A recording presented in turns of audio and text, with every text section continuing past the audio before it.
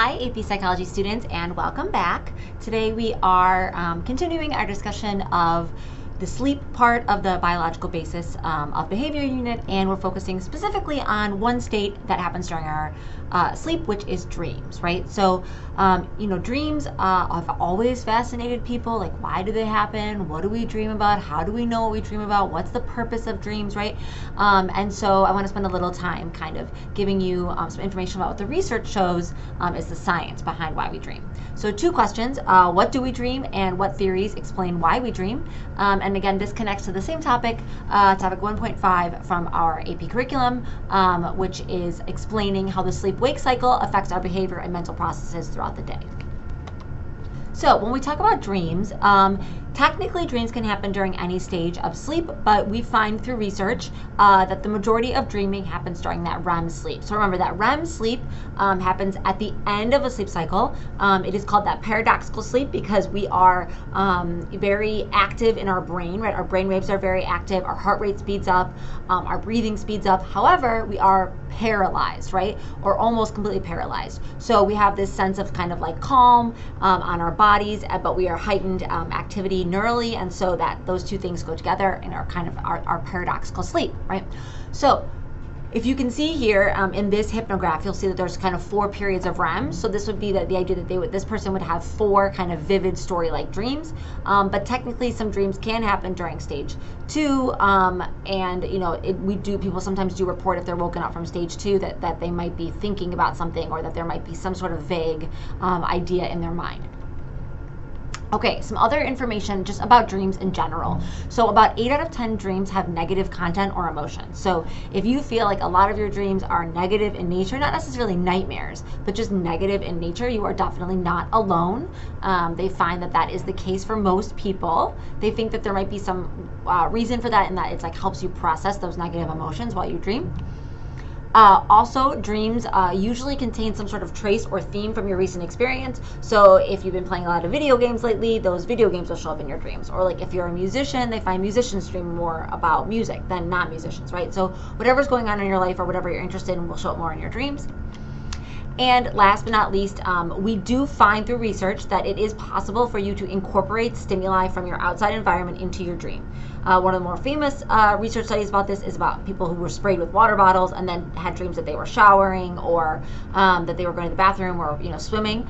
This is called dream incorporation, and it is just evidence that although dreaming, you are kind of in a completely different state of awareness, right? That you're not unconscious, you're not unaware of what's happening around you, and it is possible to even wake from a dream or have those things incorporated into the dream. Okay, so there are 2 theories that you need to know about why we dream. So the first one is activation synthesis theory, and the second one is memory consolidation theory.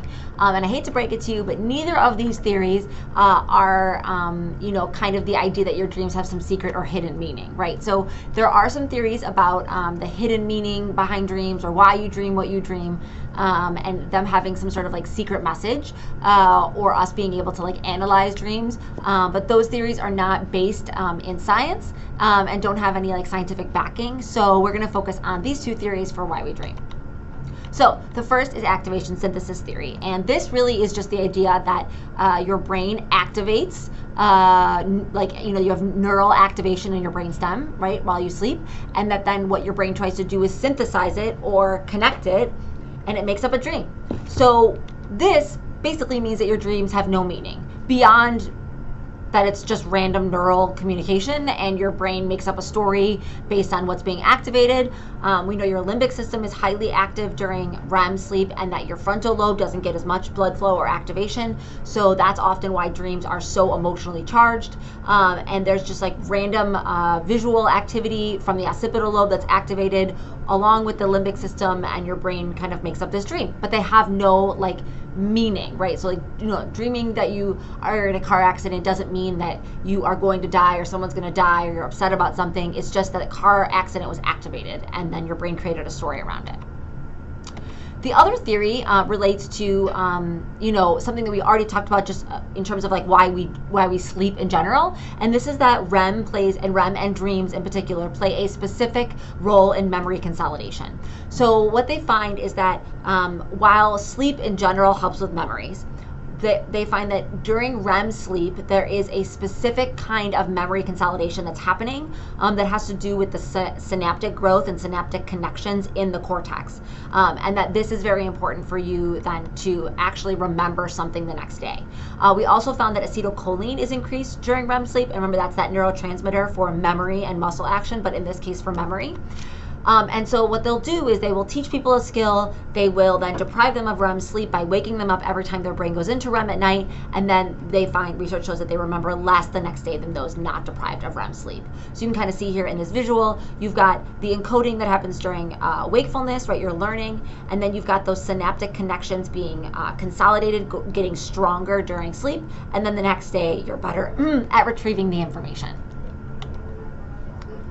So whether or not you believe in the activation synthesis theory or in the memory consolidation theory or a little bit of both, there might be a debate about why we dream, but not about how important it is. So, and how important the state of REM is. So what they find is that REM, like humans and actually most mammals, go through this period of REM rebound. So this is the tendency of, if you are deprived of REM sleep, for any number of reasons. You're woken up, you are restless, you're having a hard time sleeping, insomnia, you are staying up too late, whatever, that the next time you go to sleep, you actually increase the amount of REM. So it's like your brain is making up for losing that REM in the next sleep cycle. And it is that important that your brain automatically makes up for that REM and does an increase in REM the following sleep cycle.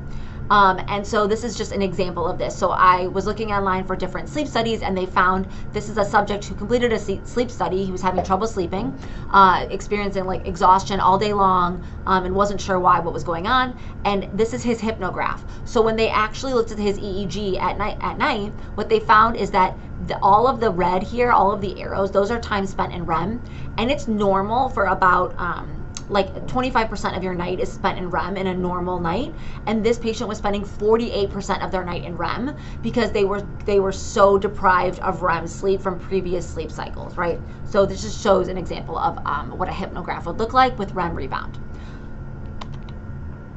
All right, so today we've talked about why do we dream, and we've talked about what we dream, and make sure you can answer those 2 questions before you end this video. That's all for now, AP Psychos, and remember, psychology is flippin' awesome.